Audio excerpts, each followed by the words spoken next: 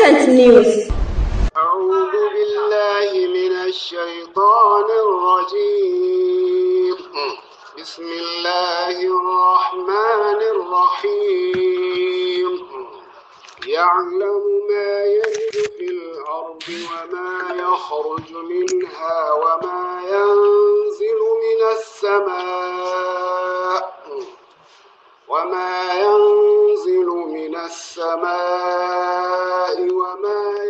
وما يعرج فيها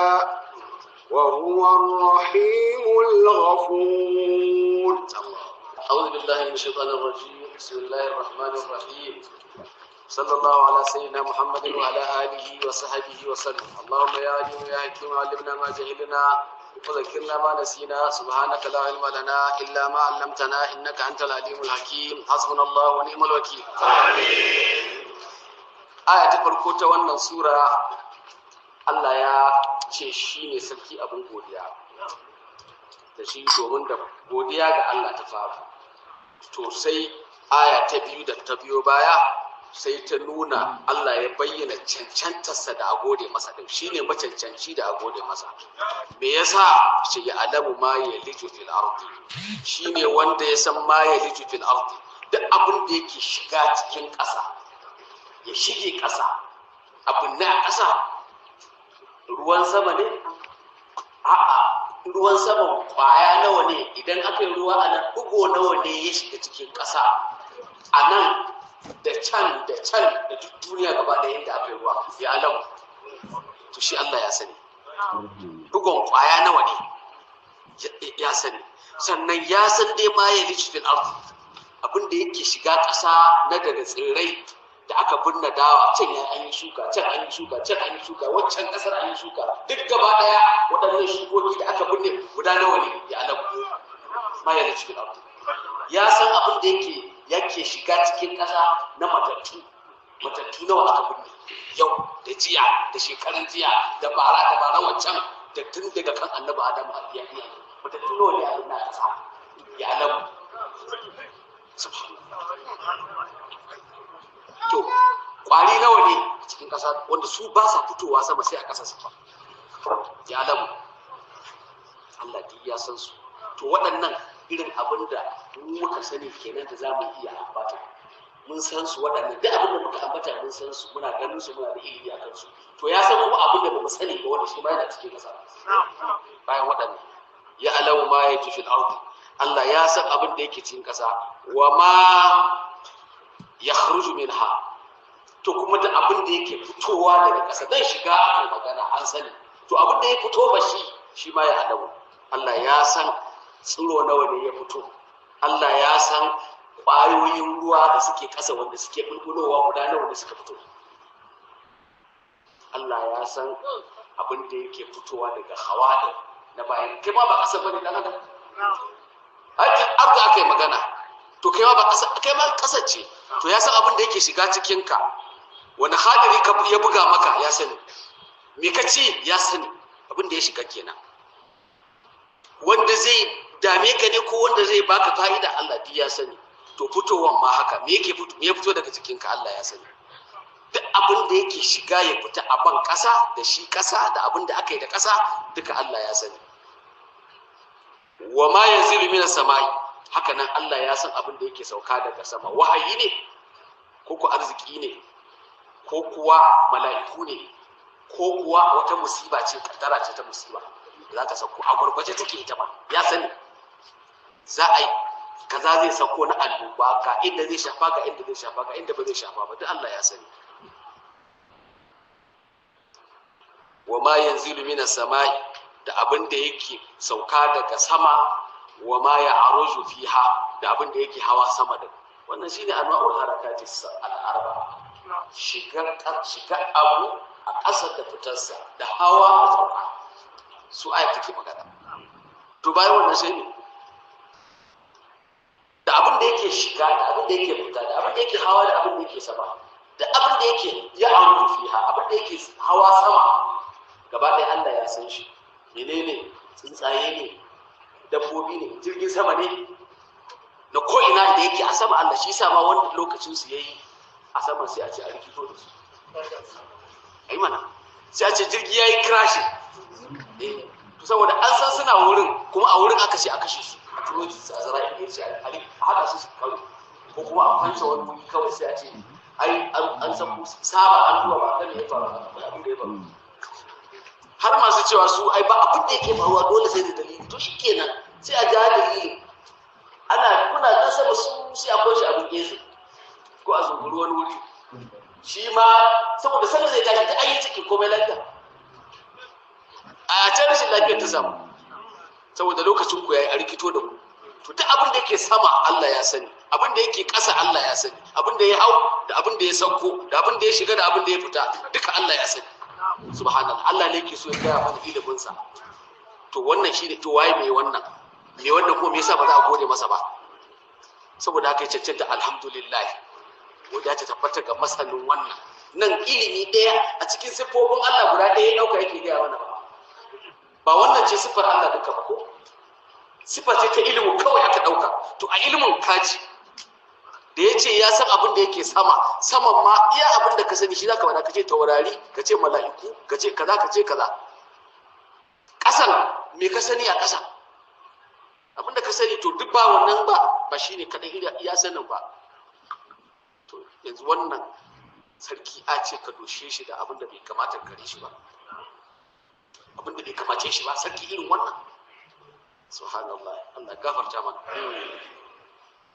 wa huwa amma tare da haka wannan sarki da irin wannan kasaita tasa da irin wannan ilimi nasa arrahim mai jin kai ne ga bayi nasa ga waliyan Allah mai tafsiri sai ya ce arrahimu li awliyaihi ai ba ma sai awliyaihi ba wanda ba awliyaihi ba sai da jin kansu ba haka ba wanda bai musulunci ba bai sallama wa Allah ba da ba shi a hana shi abinci ba hana shi komai da komai na rayuwa amma Allah ya ba shi saboda yana jin kansa shi ma shi yayi shi al-ghafur kuma Allah ne mai gafara gare su saboda ya san bayinsa ko masu san su yanda ya kamata yanda yake so su yi ba za su iya tsayawa da yanda yake so su ba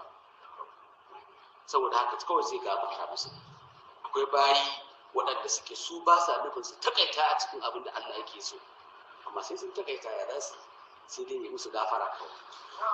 to bare kuma waɗanda su dama can nufin su ma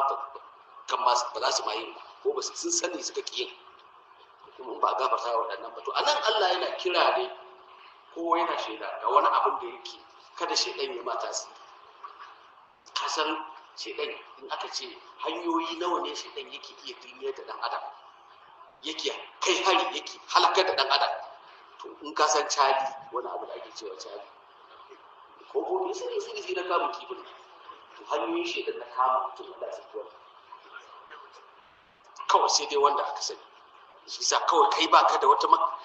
mafaka illa ka fake ga ubangiji sai dan kawai shi Allah ne sai duk ta inda ya biyo ya san ta inda zai biyo din ya to shi maka shi ba haka ba wato wannan da Allah ya ce huwal ghafurur rahim huwar rahimul ghafur wato akwai lokacin da bawa zai ga sabansa ya kai ya kawo kamar ma in ya dawo daga wannan saban ba zai zama na Allah ba kamar shi ya fita daga layi Allah yake ce masa kakkata kashe dan ya nuna ma haka ni gafuru rahimu gafuru ne taho ko me kai taho shine wani kiran bayi ake in ba haka ba wani in ya zo ta ya tafi kenan a ce kai ba gafarar to ba rahama ba sai ka je ka cika bane ba to ba gashi annabi abu da ya ba labarin sallallahu alaihi wa alihi wasallam wani wanda ya kashe mutum 99 ya je ta bayo ne shi akwai tuba yace babu shi a to inda babu ko kai ma ho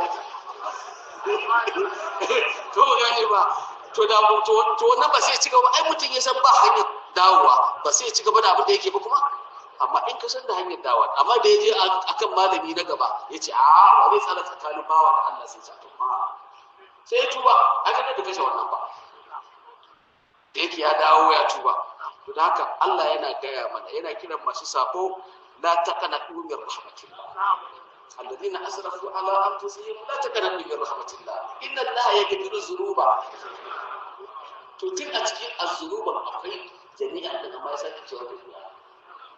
inna allaha yaghfiru az-zunuba dukkan wani zunubi wannan al-istigraqiyya ce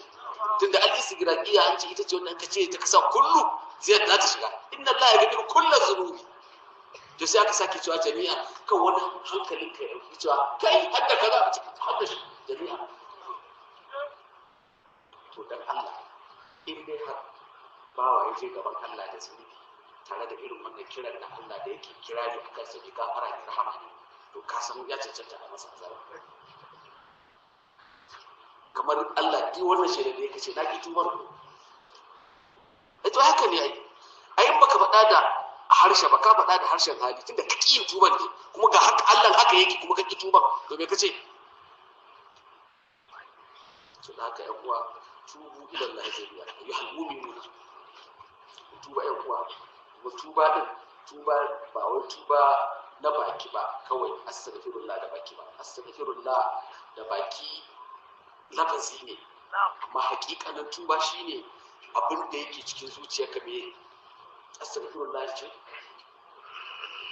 ka kudure kallon neman Allah da ka saba wa kake nema ya yafe maka ba za ka sake ba wannan shine tuba sai bakin ka kuma yace to a gafarta mu na daina ba zan kuma ba to وقال الذين كفروا لا تأتينا الساعة قل بلى وربي لتأتينكم عالم الغيب لا يعزب عنه مثقال ذرة في السماوات ولا في الأرض ولا أصغر من ذلك ولا أكبر إلا في كتاب مبين. الله أكبر. الله وقال الذين كفروا لا تأتينا الساعة.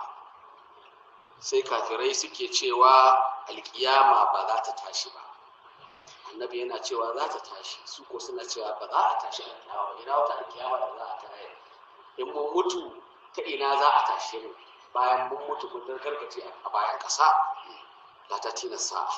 Amma me yasa kafirai suke inkarin tashin alkiyama? Yanzu kana zaton da Allah ya yi da Annabi sallallahu alaihi wasallam ya yi musu. In kun mutu za a tashi alkiyama kuma yadda kuke jin daɗi haka za a tashi ku ci gaba da jin daɗi to ba za su musu ba. Amma abinda ake faɗa in an mutu za a tashi alkiyama wanda ya yi zalunci za a kaza wanda ya yi kaza duk hisabi ake magana ta wanda bai daidai ba kuma ita shi ba daidai suke yi ba to dan me ba za su inkaranta ba kuwa ai dole su inkaranta su ce la ta tina sa Allah ya ce yi musu rabbi ga ya musu suka ce ba zan tashi alkiyama kul lahum ya sayyida Muhammad ya shugaba masu rahama ka ce musu wa latatiyannakum bala kul bala ita bala tana kore abinda aka kore ne ba sun ce la tatina ba aka ce bala tatiku Allah ya ce ka ce musu lallai sai ta zo musu sai manzan Allah sai Allah ya ce wa manzan Allah ratse da ni ma warabi ka ce ina rantsuwa da ubangiji na tashin alkiyama nan sai an yi shi sai ya zo la mu'alata ba zan fasa ba abu ne na zabi ba ko zan yi ina gada ma in tashe ta ko in tashi ta a'a kawai na ga ba yankewa ba canji la tatiyannakum wallahi sai ta zo ku ga jumlar abin da aka karfafa jumlar da shi wajen abubuwa guda uku aka ce bala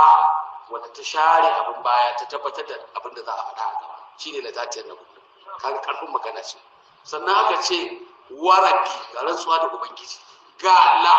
lami na tabbatarwa lami na takidi sannan da tatiyanna wannan nuna na tauhidi ne shi ma Allah ya waɗannan to in ka ce to yanzu waɗannan me yasa Allah yake har da rantsuwa da karfafawa ga waɗannan ba su yarda ba shi da ma ai ana tabbatar da wani abu ne da wanda kake ganin ka ja hankalinsa da wannan tabbatarwar to su da dama an san ba su yarda ba to me ya sa rantsuwa har da rantsuwa da ubangiji aka ce saboda a nuna musu cewa shi lamarin sun yadda ko ba su yadda ba hakan yake ran da wanda ya shawara zai yadda ya dawo ya yadda saboda ya ji maganar hakan take ba za ta nusa to dalilin ruwan rantsuwar ke wai yanzu da za a ce shi ko musulmi a ce an ba za irin yadda ɗan gwamnati na suke cewa ana so a yi zaɓe da kwamfuta ko ba a yi ba ka so haka ake tabbata mutane ba to yanzu da za a wuta cikin karatu a tashi alkiyama ko kuwa a barka da Allah bai kuke da ta zai furin jaya an so shi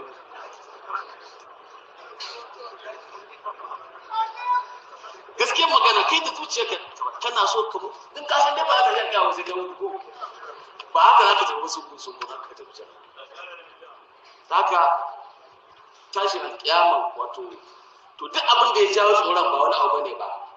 abin da na faɗa da ba su sun san ba sai aiki na mai kyau ba shi suke tsoron kai ma hakan take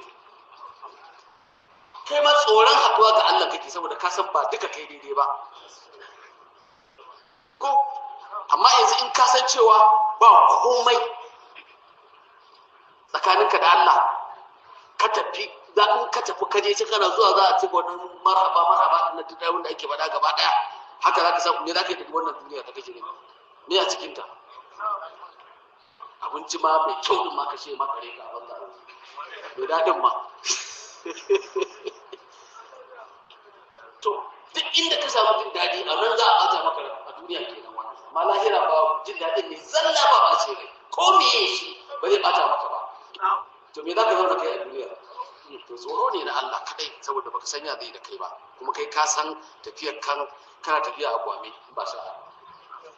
daidai din ba da yawa gare ta ba kuma kana da daidai din ma da yawa to wanda ba da yawa ba wannan ka sani ko ana abu yake wanda kai kaɗan din Allah kai mana gafara Allah ka kakartar da mu da hanya madaciya wanda kake so bayan ka hau kanta kawai ko mu mutu akan ta da tatiyan nan ko sai Allah ya ce alimul ghaib to kusan fa ubangiji din nan shine alimul ghaib wannan rantsuwa ita ce ɗaya daga cikin rantsuwoyi da Allah ya ce annabi ya rantsuwa guda uku wanda ba ta hudu ba ta hudu inda Allah ya ce wa annabi rantsi akan maganar tashin alkiyama guda uku ne da ta suratu yunusa wa yastabi'unaka haqqu qul wa rabbi suna tambayar ka cewa a haqqu shin shi tashin alkiyama nan wanda gaskiya kake magana da kake ta yi ba wai da gangan kake ba gaskiya kake fada Allah ya ce qul ka ce gaskiya ne ƙara musu ce ne wa rabbi na rantse ma da ubangiji na hakan take to ta ɗaya ke na biyu kuma wannan ta uku kuma tana can cikin suratul tagabu zaman da zina kafaru Allah qul bala wa rabbi la tubasu nan ma aka ce rantse to shikenan ba ta da hudu ana ba ta da hudu sai Allah da ya gama wannan sai ce alimul gaibi Allah shine masanin gaibi ko da yace alkiyama za ta tashi to yaushe ne to ya rasu da Allah ba zan gaya maka ka gaya musu ga yaran da zan tashi alkiyama ni ne masanin gaibu ne na san da zan tashi wannan a hannuna yake to idan ko zance ya gangaro daga alimul gaibi shi kuma da ma gaibu ne ba sai yadda ba dole shi Allah gaibu ne kuma alimul gaibi ne ya ce sai yayi to shi kenan saka yace sai a bashi zai yi din kuma sai Allah ya karfafa magana yace la ya'zubu an misqala ay la yaqimu wa la yastiru an ba abin da yake boyuwa ko ya faku daga ilimin Allah misqala zarratin gwargwadon bayar komayya fi samawati wala fil ard abin kokarin abasan komayya haka mutane da komayya zarra to ba zarra kuma larabci ne aka ce zarra komayya da ita ce Hausa wato mafi kankantan abu wanda idan ka ba zai iya gani ba sai kawo kura da kyau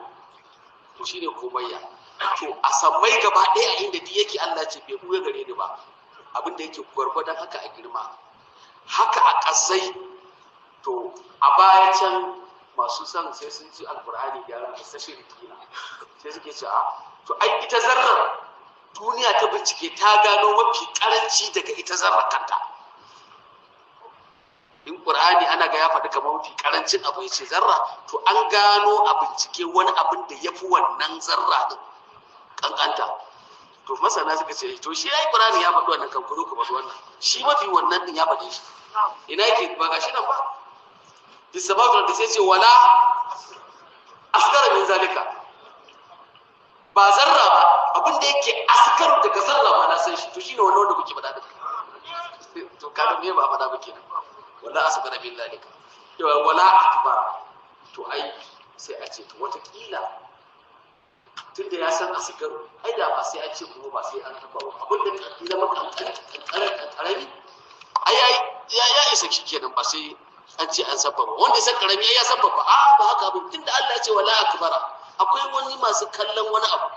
yanzu idan abu ya girma haka a gabanka za ka ga yadda yake duka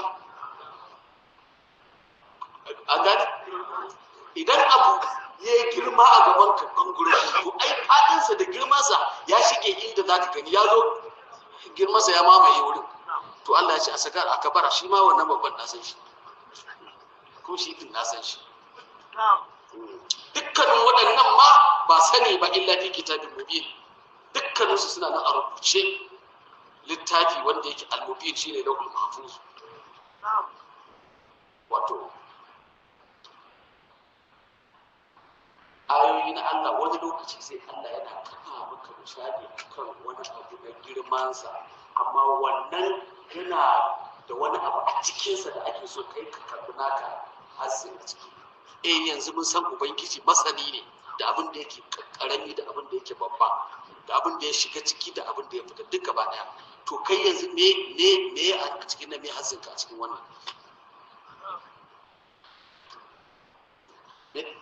me kuka karu a wannan ayar ba a sanin girman Allah ba wanda kai ya shafa kai bawa kai ya shafa to ya shafi cewa duk lokacin da ka laɓe za ka yi wani zunubi tuno la ya azubu an misqala zarratin ko ina ka shiga ko ina ka laɓe ka laƙe la ya azubu an misqala zarratin ina ganin ka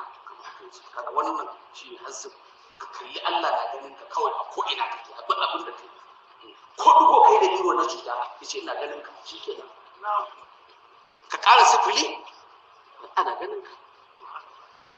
duk abin da kai na motsi ka ana ganin ka matar ka cuta ana ganin ka ɗanka ka cuta ana ganin ka makocin ka cuta ana ganin ka a kasuwanci ne wani abokin mu'amalar ka shi ya daka komai a hannunka ka tafi bai san menene kai ba Allah ya sani kuma yana ganin ka to kaga sai mu kiyaye Allah to ليجزي الذين آمنوا وعملوا الصالحات أولئك لهم مغفرة ورزق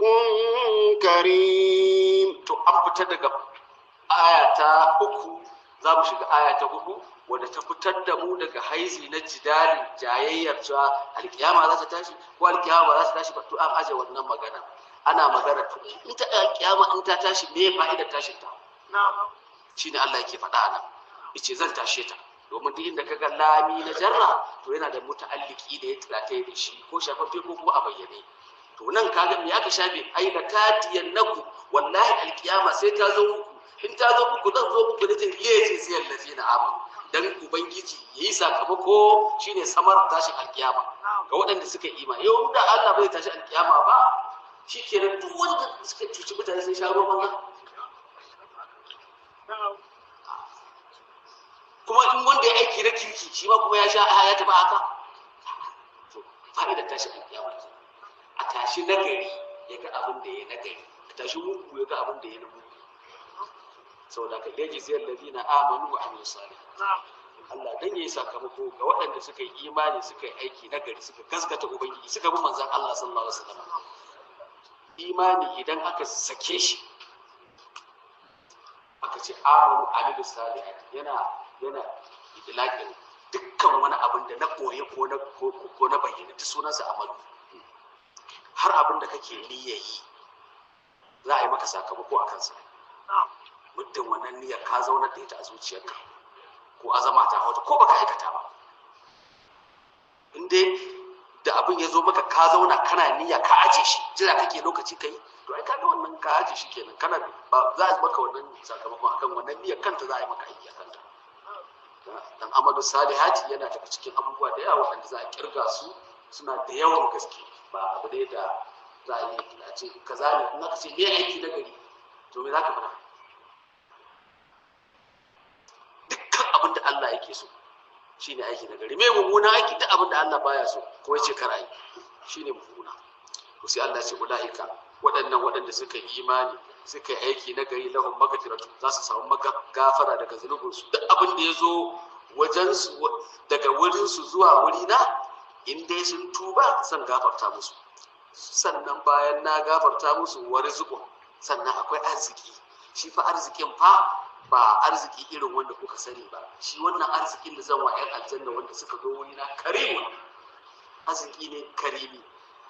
To kaga sai Allah ya fara cewa ba a ce da suna da arziki da kuma gafara, sai aka fara gabatar da suna da gafara sannan arziki. Saboda me? Saboda dan adam sanda zai je gaban Allah dole ya je a turbine da kura a tare da shi. Ba wanda zai tsaya gaban Allah tun da ya taho duniya zirr yake ta tafiya ya zo har gaban Allah lafiya lau sai annabawan Allah, sai shugabansu manzon Allah. Saboda shi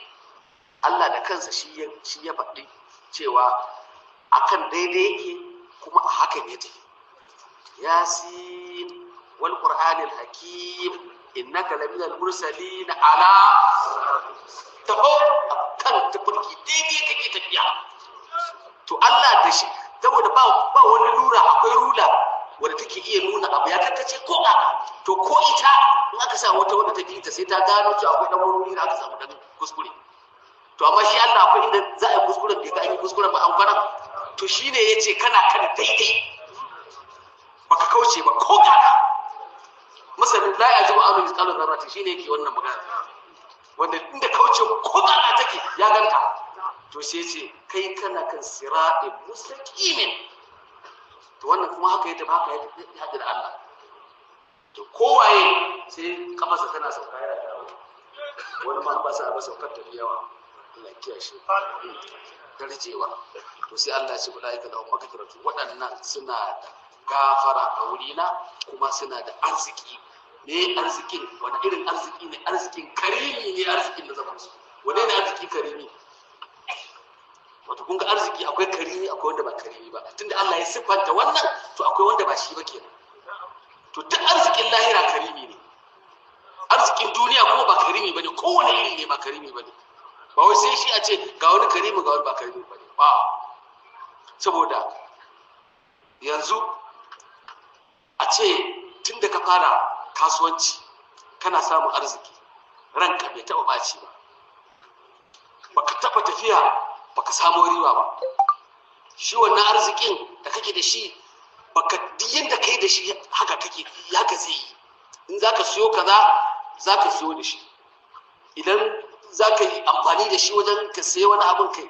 duk yanda kake so da zama arzikin ka haka yake. To ko haka yayi maka ba karimi bane. Me yasa? Saboda zaka tafi ka bar shi. Har bai kamata ya barka batun da kun saba kuna tare. Inda da karamci ka tafi ka bar dalolinka a cikin account sai ku da ka tsaya mu tafi tare da raka ka. Dole ka tafi ka bar su. To ina karamci anan? Ya tafi ka tafi tsirara cikin alawayi arzikin ka kana da kai biloniya ne kuma ba karamci. To arzikin aljanna shi karimi ka ji daya. Saboda shi ba zai rabu da kai ba za ka rabu da shi ba. Yaushe? Har abada. Kamar ya har abada har abada din. Saboda ita ba ta da wani abu da za a kwatanta ta sai dai a kalma a ce har abada. Saboda ai babu da ita a duniya shi yasa ba za mu gane ta ba. Ana da har abada a duniya ne? Babu. To shi yasa kawai sai dai a kalmar wanda a ce har abada in shi ke da har abada. To arzikin aljanna ke da ɗaya ke da ce ne mu karamci na ɗaya. Karamcin arzikin aljanna na ɗaya wanda yake da bambanci na duniya shine a duniya duk yanda kake shi wannan arzikin da ka samu shi sai da ka wahala ka samu. Wahala kuma komai saukin ta ka wahala ne. Ko gado za a ban maka to aka bari a mutu. Ka bari a mutu ko? Aka wahala tunda hada sai ka bari aka mutu. Sannan aka baka shi ma ya zaka yi da shi. Sai ka raya shi baka raya shi bai kare. To karamci, amma karamcin arzikin aljanna shine shi ba wahala. Dan itace zaka kalle shi kawai haka sai faru ka ci abinka. ko ya sauko su, ba magana sai ka karkado, ba maganar ba ka da wata wahala da zaka in abu kake kai kana so yayi kaza ba button zaka danna ba, danna button din ma kamar yanzu da ce yanzu ai akwai ko kujera kake akwai abin da zaka danna ko ta kwanta ko to ba ka danna din ba ne to su ne zaka danna a danna ai nufi ne kawai kana nufi yayi ko bai kun yadda kan Allah na ce inna ma aruna idan aranna wa annahu lahu kun bai kun haka kai ma zaka samu wannan kun bai kun a janna yanda kake so haka zaka gani kawai kace yanzu a waje ka zan gani ba magana jirgin sama a wurin za ka ganka abu fa ya wuce fa shi sai aka ce kawai a bakku haka a aljanna a gaya ma kawai akwai abin da dai ka sani akwai abin da ido bai taba gani ba, kunne bai taba ji ba, hankali bai taba kamawa ba, to kuma ya za a kwatanta wannan haka ba zai yi ba. To da haka wannan shine arrizqul karimi. To arziki da wanda yafi wannan karamci wanda na faɗa kuma a aljanna shi kuma akwai shi. Arzikin da yafi wannan karamci wani arziki yafi a ce Allah din nan yanda yake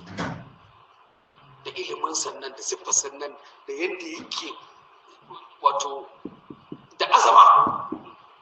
a ce ga ka gashi a gabansa ka gan shi kuma gani da jin daɗi wani arziki na karamci ya wuce a maka wannan bawa ya ga ubangijinsa Allah da ake cewa baya ganuwa shi ba kaza bane shi ba kaza bane shi ba kaza bane ta haka duk abin da kare Allah ya ce ni na ban da kama wannan abin ba ni bane duk yadda kare Allah laisa ka misali shiru to sai ka gan shi a yadda yake sai ka gan shi za a gan shi a yadda shi yake a yadda ba shi da kafta a yadda shi zatin yake hakan za ka gan shi a sannan a gaya yake to wannan arziki ya isa Allah ya samu muna da rabo dan haka manzon Allah ya ce za ku ga Allah ku da fai da fai kamar yadda za ka ido ka ga wata daren 14 tar ba abin da zai tsare ka tsakaninka da ka kasa ganin sa to haka za mu ga Allah insha Allah. To ai kaga arziki karimi ne to wallazina amanu wa amilus salihati lahum maghfiratun wa rizqun karim wanda duk yake so ya ga Allah ya haɗu da arziki karimi ya yi imani sahihi ya kuma yi aiki na gari sai an ba masu guda Allah ta mu والذين سعوا في آياتنا معاجزين أولئك لهم عذاب من رجز أليم. والذين سعوا في آياتنا Allah ya ce waɗanda suke ɗawainiya suke kai kawo a wajen bata ayoyinmu na alƙur'ani su toshe mutane daga barin tafarkin Allah bai faɗi sa'aufi ayatina ɗin bai faɗi menene shi suke ɗawainiyar da shi wajen batawa saboda ta ko ina ma kai yadda za ka taɓa ayoyin Allah ko waɗanta shari'ar Allah to da kai ake saboda bata ayoyin Allah a baya Qurayshawa sun kasance suna tsayawa su dakon waɗanda suke jiyo labarin manzon Allah sallallahu alaihi wasallam daga waje in za su shigo su ce ina za ku ai mun jiyo labarin wani annabi sai ai kun ga kaza su ɓata ayoyin Allah da suke sauka dan kada musulunta wannan kenan amma yanzu akwai kwatankwacin irin haka a cikin musulmi ma da akwai domin su haufi ayati na zai iya hawa kan duk mutumin da ko malami ne shi ya hau kan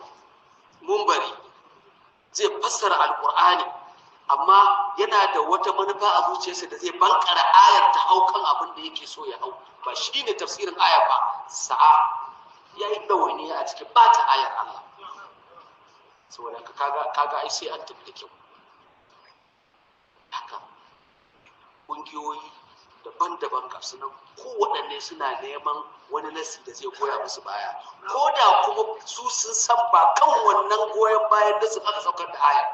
ba shine manufar aya ba ta da alaka da abin da suke nufi su kafa hujja da ayar amma saboda suna da zalaka saboda suna da shige da irin abin nasu ba shi din bane sai su lankwayo ayar ta goya wa abin da suke nufi baya to waɗannan wallahi sai shiga cikin wannan ayar Allah ya kiyaye to kuma kun san abin da zai sa mutane su fada cikin wannan musamman malamai idan yanzu an jero wani da wata magana akan wani abin da yake yayi aka soke shi, to wajen ramawa duk wani abu makami zai rarumo abin da zai yi suka da shi da ya ba, to a ciki sai ya rarumo wani abin da zake ganin cewa in ya mai da wannan abin zuwa haka zai iya zama makamin wannan suka, ko ba ya san shi ba makamin suka bane wannan a matsayin mai raddi kawai. to ina muka dosa yan uwa. wallahi wani lokaci idan ba ma dawowa cikin hankalin muna kallon abubuwan da shi alqur'ani yake nusanwa, shi sa Allah ce wallazina sa'au fi ayatina bai faɗi kalar sa'ayi din ba, kalar yanda ake bata ayoyin Allah a nan Qur'ani bai faɗa ba, dan kowace kala ma ta shiga.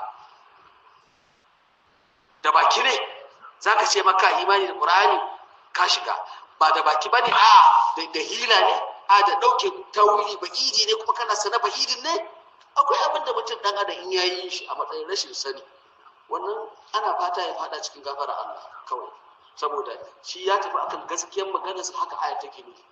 ba wani abu yake nufi na wani ra'ayinsa ya karfafa ba. Wai shi nan tafsiri yake haka yaka ayat take nufi, amma saboda karancin ala ne ya hana shi ya gane daidai yadda ayat take nufi. To wannan yana cikin waɗanda suke za su shiga gafuran, tunda dai manufarsa dai mai kyau ce, illa shi ne ya kuskure wa kyau. To amma wanda shi ya san ba haka bane, amma yana so ya dawo da ayar dan ta zama ta goyi bayan abin da yake so. Wannan kasashen duniya suna nan ba wai a nan Najeriya kadai ba, ana ta yin irin waɗannan abubuwa. Haka kawai wani zai zo ya ce ai mata ma da aka ce ba za a ba gado ba, ai ayoyin ma ba haka suke nufi ba, kaza ba za a ba su kamar namiji ba. Akwai kaga duk waɗannan abubuwan, duk wannan ɗawainiya ne wani noman kautar da ayar Allah ba na so su yadda suka ce a zo a ce kaza. To Allah ya ce mu'ajizina, suna masu ganin kamar za su gaji yadda mu, za su tsere mana. Kai ka ce tsiyarka a duniya baka gudu ba, hannu kake, ba za ka tsere wa ubangiji ba, aya futuna ba za su tsere mana ba. Amma a zaton su in kafirai ne suna zaton sheko da suka yi la ba asa wala nushura, ba tashin alkiyama, ba bayyana a gaban Allah, ba hisabi, ba wuta, ba aljanna. Ba sun tsere ba kenan? Allah ya ce waɗannan ula'ika lahum azabun min rijzin alim, waɗannan suna da wata azaba mai radadi min rijzin daga mummunar azaba. Kai kai daga jin rijzu ko kalma ba ta daga azaba ce mara kyau.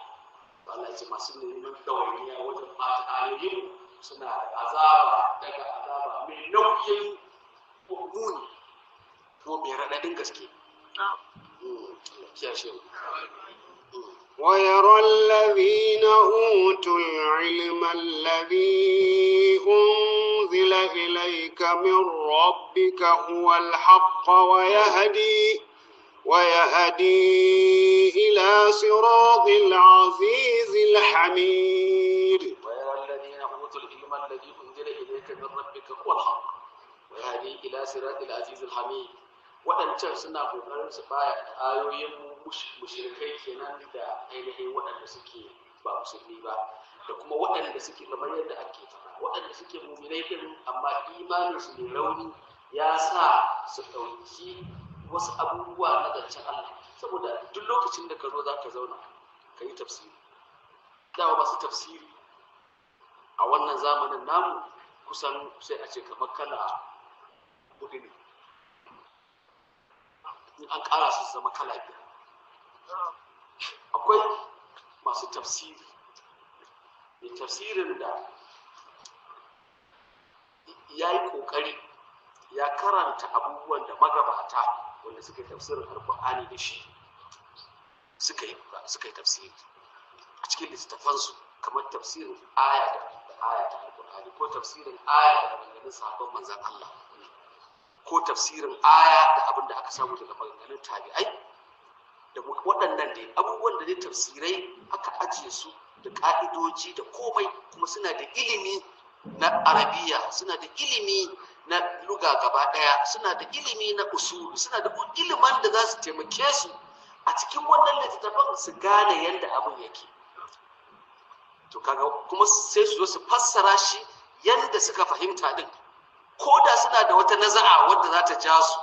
akan wani abu, to za su faɗi gaskiya ko akan kowaye inda Allah ne ya faɗa. to waɗannan masu tafsiri kala ɗaya kenan. Masu tafsiri kala na biyu su ne waɗanda su ba su kai ƙwarin waɗannan, amma su ma la ba asali. To mutum ya ɗauki jalalaininsa ko wani tafsirinsa ya ce gaban malami ya ce kala, ya fassara masa ya ce, ya ɗauko a haka tafsirinsa shi kuma ya zo ya maka, bai ƙara ba zai rage ba. Abin da ya ɗauko a gaban malamin nan in ya zo shi zai gaya maka, saboda bai karanta wasu abubuwan ba, to kuma da bai karanta ba ko bai kawo ba ba ya wuce da kansa ba. To wannan kashi na biyu kenan. Tafsiri kashi na uku, masu tafsiri kashi na uku su ne waɗanda su kuma za su san tafsirin, sun san lugar larabci, sun karanta a jami'a, sun fito amma ba su karanci laƙani na tafsirin littafin Allah ba, sai larabcin kawai. Shi kuma larabci zallansa kawai baya fassara Qur'ani. Qur'ani ba larabe ne, amma larabci zalla sai ka san yaya Allah yake nufi shi a cikin littafin nasa, da kai kalmar larabcin naka wanda zai iya saba wa ƙa'idodin duk da kasai na larabci. Qur'ani na saba wa sura, kuma sai ka buwa Qur'anin zaka bi ko ƙa'ida ka ta larabci zaka bi. Akwai wurare da yawa ba lokacin misalai ne za a zai fitowa. Akwai wuraren da hatta Ibn Malik al-Alfiya ya ce ba a yin su, ba za a yi ba a adafi akan abin da aka adafta akan majaruri, to a yi adafi a kansa ba a dawo da majarurin ba ko harafin jarrab ba za a yi adafi akan wannan ba. Haka yake ittifaqi wajen malaman larabci, amma ya zo a Al-Qur'ani da yawa. So to kaga idan larabci ko ka karanta ka doso Qur'ani zaka fada halaka. Idan in kai balarabe ne, sunan zanna zato shi, babin zanna duk da ita yan uwanta a matsayin zato suke. To a Alqur'ani akwai inda ta zo tabbas ba zato ba. Ko farkon bakara din nan, allazina yazununa annahum mulaqu rabbihim wa annahum ilayhi raji'un, da Allah yake faɗa yaban bayi yake mu'mine masu gaskatawa na gaskiya, sai ya ce su ne waɗanda yazununa annahum mulaqu, suke da nasa da ubangi, to zato suke nasa da Allah ko tabbas suke. Zanna babu anan, babu yaqini, suke da tabbas din sai sun haɗu da Allah. To in ka ɗauko in kai balarabi in ka zo nan ka faɗi zanna anan ba ta yi ba. To wurare da yawa abubuwa irin su la'alla, wanda la'alla an santa a matsayin in aka faɗe ta abu ne ya iya yiwuwa ko ba za a iya yiwuwa, saboda baka sani ba zai yi ko ba zai yi ba. To in shi wannan ta dan adam kenan, amma in shi Allah ne sai la'alla ba, shi za ka ce bai san abin da zai ba. So akwai abubuwa da yawa, waɗannan kaga su za su fada cikin kuskure saboda ba su rike abin da ilimi ba. Masu kashi na uku kenan. Kashi na hudu su ne waɗanda sun san ilimin tafsiri kuma sun fahimce shi, kuma sun san abin da magabata suka fara Alƙur'ani da shi, tafsiri na gaskiya, amma ƙungiyanci wasu dalilai sun sa su ɗauke wannan kalmar su nuna aya su take goya baya da su take maganar da take kenan, don su tabbatar wa magoya baya su suna da hujjar Alƙur'ani. To wannan aika kaga ba karamin tabewa ba ce. To shi yasa duk wanda Allah ya taimake shi zai fassara Alƙur'ani, abu na farko da zai fara in ya zo ya zauna ya ɗauko Alƙur'ani ya zauna, ko ba wai gaban mutane ba, ko shi da kansa yake neman ya san tafsirin aya, ya tsaya ya gane wanda zai karanta magana sannan maganar Ubangiji ce. Ko yaya ka kauce daga abin da Allah yake nufi, kuma ka san ka kauce, to ka san mun karanta yanzu la ya'zibu anhu misqalu zarratin. Bauya ko ya take daga dan adam, Allah baya barin ganin ta sai ya ganta. To ka san zancen Allah ka dosa, kuma ka san Allah nan yana ganin ka. To cikinka zai sanyi in zaka dau aya kai wani wuri, in dai da akwai imani to zaka bari. Fata kamar yadda na faɗa, abin da yake ɗaukar ɗan uwa da yawa suna da sani, amma saboda wani dalilai na faɗa da ɗan uwansu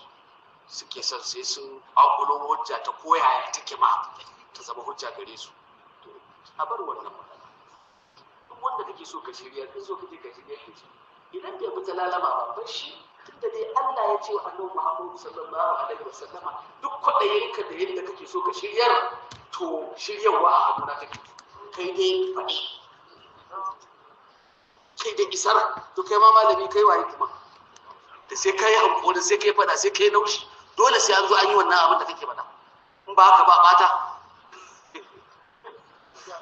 Ai akwai gyara wallahi, Allah kuma ya taimake mu mana muwafaka da gyara. Sai ka ga duk an zo wani kai da muke faɗa haka, sai ka ga wani lokaci an zuburo na wani wurin, sai manta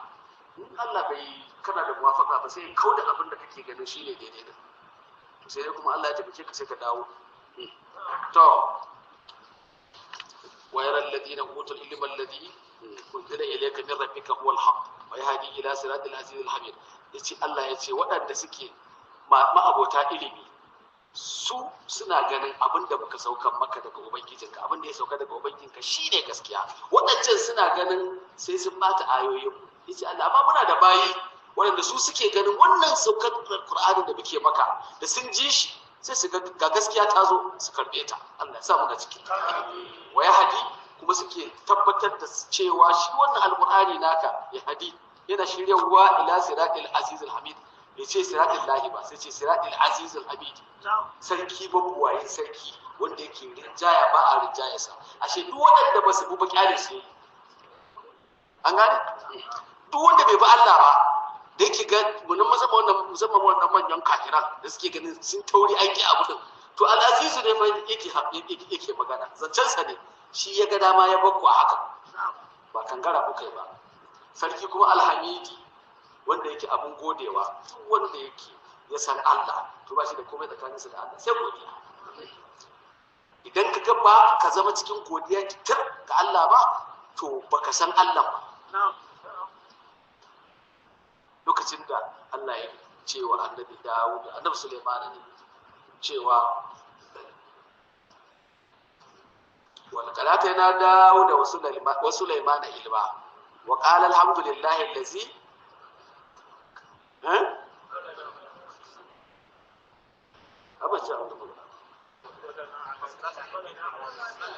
alhamdulillahi allazi faddalana ala ibadi ala kathirin min ibadihi. To lokacin da ba wannan ayar ce nake nufi ba, da ita bace. Wala kadata yana dawo da hikimata anushkuru lillah, anushkuru lillah. Mun ba wa annabi dawo da hikima, muka ce ka gode wa Allah. Allah ne da kansa ya ce mun ba shi ko muka ce ya godiya. To shine aka a wata hadisai irin ba irin Bukhari da Muslim ba, da can gefe ne haka. Sai shi annabi dawo da yake cewa to ya Allah ya zan gode maka bayan ita kanta akan ni'imar, bayan ita kanta godiyar akan ni'imar ita ma ni'ima ce. Ku gane ita Allah ya kinsa wa bawa ya ga ya kamata ya godiya, ya yi godiyar, to wannan kinsa wadda aka yi ni'ima ce ai. To ita ma yin godiya ta ka ni'ima ce, to ita ma wadda tana neman wata godiya ko don kai ta ita ba haka take ba. To da ya ce to ya zan gode maka bayan godiyar kama ni'ima ce, sai ce ya dawo da yanzu ka gode wannan ganin da kai haka kai godiya. Ala da shakar sani ya dawo ka hango cewa gode min ma ni'ima ce daga wuri na, ita godiyar da za ka yi ba, to wannan hangowar ka gode. To daga Allah sarki alhamidu. وقال الذين كفروا هل ندلكم على رجل ينبئكم إذا مزقتم كل ممزق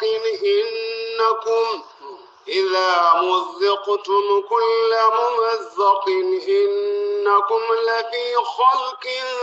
جديد. وقال الذين كفروا kafirai suka ce duk inda ka ji an ce to abu sai ya faru, sai an samu mai cewa, sai an samu wanda aka cewa, sai an samu abin da aka ce, to sannan magana take tashi. To na an ce qalal ladina kafaru, kafirai sun ce,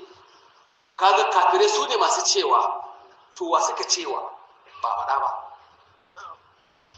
To sai aka gano amma sun faɗa wa junansu ne, sun gaya wa junansu don maganar in ba a yi da kafiri ɗan uwansu ba za a yi ta ba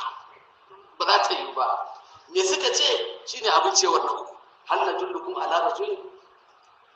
ba ma shirye da ku, ba na nuna muku wani mutum ba, yunabbiukum, da yake ba ku labarin cewa me yake ba da labarin annakum iza muziktum kullu mumassakin innakum lafi khalqin jadid. Ba ku labari ala rajulin ga wani mutum ba, subhanallah. Wai ba za su faɗi sunan annabi Muhammadu saboda faɗin sunan ma wa'ai sun girma suka ce rajulin, suka nakara shi tarkiri na taƙiri. Kuma nuna muku wani mutum ba, mutumin nan kamar sun ce mutumin nan yake cewa me yake faɗa, ya ce wannan mutumin abin da yake faɗa wacce yake iza muziktum, idan wato kun kakkece, kun ragargaje, kun lalace a cikin ƙasa bayan kun mutu, kullum mazaƙin dukkanin rarrabewa kun rabe, can ƙashi ya bi can ya bi can wani ruwa ya biya tafi da wani abu can wurin, innakum lafi khalqin jadid. Wai a tare da haka wala za a tashe ku sababbi. Wannan mutum ku ji abin da yake faɗa, kaga tsakanin su suke faɗa istihza'i ne, dan izgiri suke gaya wa cewa wai ku ji abin da yake faɗa kaza za ku tashi sababbi. Abin da yasa ake cewa za a tashi sababbi, ba wai sabo za a kai ne wallahi, ba sabon mutum za a ce shi ne kai ba, kai din kai ne. Abin da yasa a wasu wuraren ana faɗan jadid din, amma jadid din shine za a tashe ka dai ba yanda kake ba, ƙarfinka ba irin na yanzu ba, tsananin jinka ba irin na yanzu ba, duk abin da kake da shi na yanzu mai rauni ne, in ka tashi lahira mai ƙarfi za ka tashi da shi. To yanzu ƙasa a sama rana kilomita miliyan nawa ne tsakaninmu da ita? Suna da yawa, wajen miliyan 3 da wani abu ake bada. To yaya da za a ce rana ta sakko kilomita miliyan 1 tsakaninmu da ita? Wallahi an tafi, an zagwanye. Yanzu kitse ma ka ɗauke kasashe a rana da yake bai kai rauni ƙarfin naka ba, baka ga zagwanyewa yake ba a yi da take din ma yanzu. To in an ce ta sauko da kilomita miliyan 1 tsakaninmu da ita, duk gaba ɗayan mun narki. To a ranar lahira an tashi, rana za ta sauko daidai kawunan ko muna nan. To kai ka san ƙarfin ba irin wannan bane ko? Yawwa, ba ƙarfin ba irin wannan bane. To shi sa ake cewa jadid din ana, ka zama jadid wajen ƙarfi wajen ka, da ma kai ne din. To wai suke cewa ba ma ku labarin wani mutum wanda yake faɗa wani labari abin mamaki ba, ya ce wai in an tashi ranar lahira za mu tashi bayan kashin mu ya lalace ya bar rarrace, kuma a tashe mu ranar lahira, ko kuma an tashe mu ma akwai wata aljanna, akwai wata wuta, akwai wani hisabi, duk akwai waɗannan abubuwan. Ba ma ba ku labari ga wannan mutumin ba. To aftara ala Allah kadiban an bihi jinna بل الذين لا يؤمنون بالآخرة في العذاب والضلال البعيد. To wannan maganar ko su waɗanda suka ce ba sa ba da labarin ba, su suka ci gaba da magana, ko kuma wanda suka ba ɗan uwansu kafirai labari sai suka ce musu za ka yi ce to aftara ala Allah kaziba, yanzu shi wannan mutumin ikhtalaka Muhammadun ala Allah kaziban, shin ya kirkiri wani abin da ba haka ba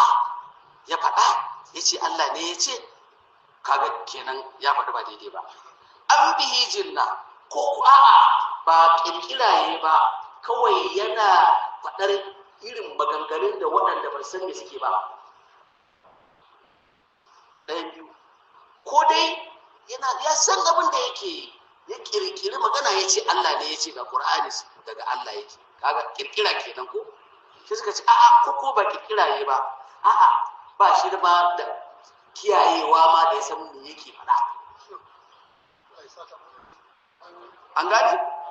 to kaga wannan da ya duke saboda wanda bai da kiyayewa bai san me yake faɗa ba ai ba magana kirkira kuma bai da wa'ayin da zai yi kirkira to sai suka ce in ma dai ko dai kirkira yi ko kuma ba kirkira yi ba yadda halin da sanin da abin da yake faɗa. To akwai halin na uku lalatattu sai suka fi faɗarsa sun tsaya a hali biyu kuma halayen uku ne dole ko da su ce shin annabi ya faɗa abin da Allah bai faɗa ba kaga ya raba wa Allah abin da bai faɗa ba ke ko ku annabi sallallahu alaihi wasallam yayi magana ne bai san me ya faɗa ba to akwai na uku ko ku a'a sai ku ce ko kuma dai abin da yake faɗa ba kirkira ba ne gaskiya ne kuma lafiyar salau da hankalinsa ya faɗa to ai wannan halin na uku ne da ya kamata za a bace a ce kashi uku ne ko dai ya kirkira ko bai san me ya faɗa ba ko kuma ya san me ya faɗa ko gaskiya ya faɗa to sai suka faɗa kuma wannan na uku shine daidai din sai suka kauce masa saboda ba shi suke nufi ba sai Allah ya ce bal wala tufidu al-idrab amma qablaha bal annab Allah da yawa duk inda aka taba manzon Allah Allah sai yake kare masa annabi ba shi ne yake cewa a kaza Allah sai ce shi wannan ballin maganar Allah ce me ballin ta zo ta yi bal da maganar da suka yi cewa kirkiraye Allah ce bal ba kirkiraye ba an bihi jinna ko yana da kara abinda ko yana magana da ba irin wanda mutane kamata su yi ba Allah ce bal wallahi a aqalul aqilin da hankalin su shine mafi cikar hankali to sai ce alladina la yu'minu bil akhir don haka ne ya abin yake sai Allah ya faɗi yadda abin yake kawai su waɗanda ba su imani da gaskiya ba wanda ta shafi shi imaninsu da gaskiya ya shafi tarihi da kuma tsami wallahi kawai fil azabi da wannan abin da suka faɗa saboda tuhumar manzon Allah da suka yi da abin da ba haka ba to banne da su ya rasulullahi za a je lahira hum fil azabi wa dhalal ba'id wannan kamar takadimi ne da ta'khiri a duniya hum fil dhalal ba'id suna cikin bata manisaci su dangana ka da cewa ba ni nace ba bayan ni nace sun bata sannan kuma su ce wai kana magana irin ba wata masu tafiya sakba wallahi sun bata to dan haka bande da su hum fil azabi fil akhirati ranar lahira su suna cikin azaba kuma ba za su fita daga cikin ba zan fitar su ba wanda ka bai shiga azaban nan ba caye ya tuba yake kuma Allah sa dai shi halice shi sai ya ce na yafe ma duk abin da mutum yi in dai yanzu dai a ce waɗanda suka yi wa annaba abin da suka yi masa a yakin Uhud annabin Allah da sama da ƙasa ba ta ɗauki wani kamar sa ba amma ai masa abin da aka yi masa amma daga baya sun dawo su sun musulunta kuma Allah ya karɓe su Allah yana da hikima da yawa shi ya sa ma lokacin da duk abin da yake faruwa ya faru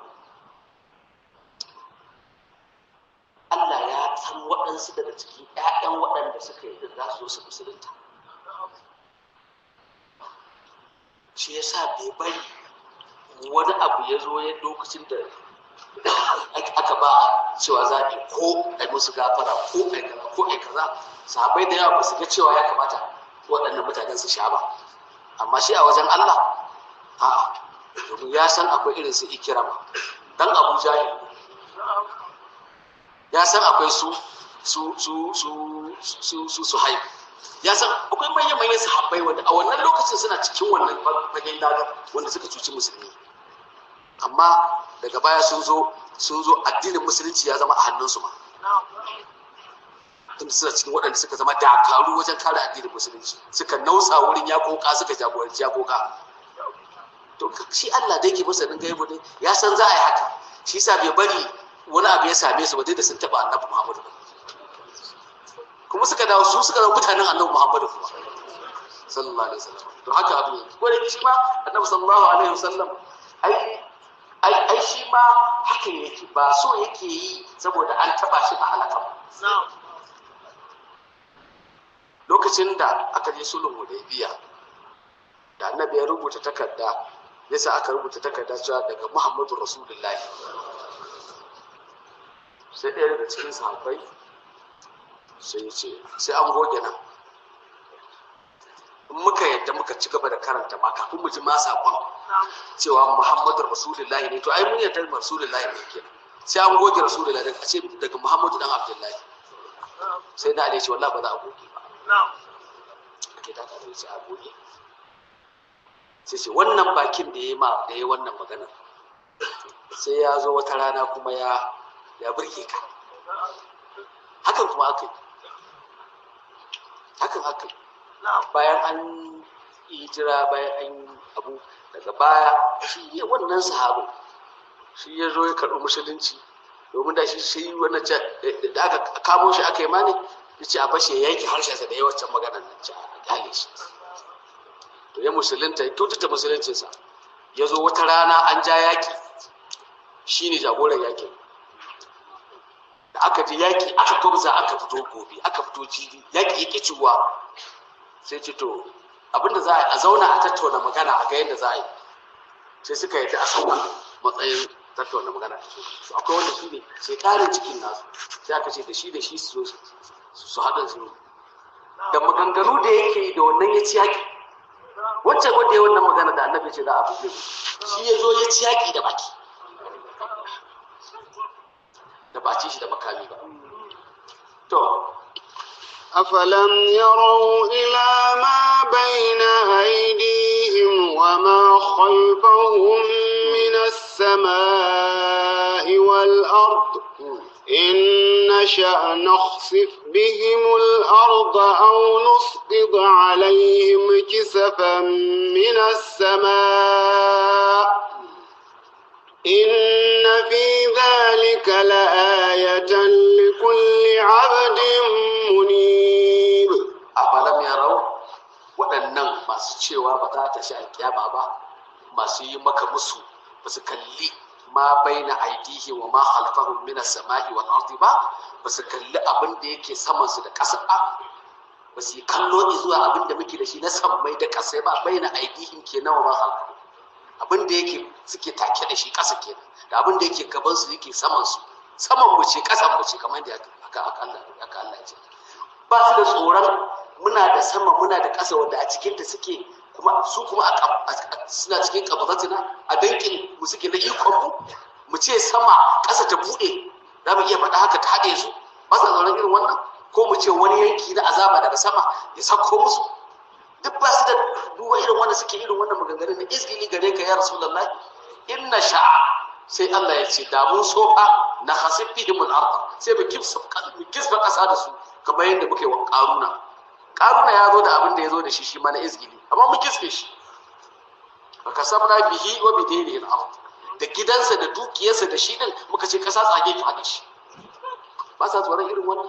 Au nuskit alayhi kisma, ko kuma mu saukan musu wani yanki na azaba daga sama irin yadda muka yi mutane Annabi Shu'aib, ashabul aikati, waɗanda suka girgiciya suke da tan ruwa ce, ashe ruwan azaba ne. Mu sauko musu suma da ruwan azaba. Allah ce inna fi zalika, a cikin abubuwan nan da muka ce a duba a gani a wajen bayan Allah akwai izina da aya, akwai mau'iza, akwai ibra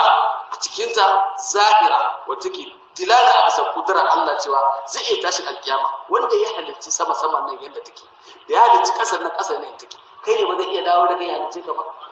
To wannan dilala ce da nuna cewa Allah mai iko ne yayi wannan, amma ba mai gane wannan ayar sai kulli abdin munibin,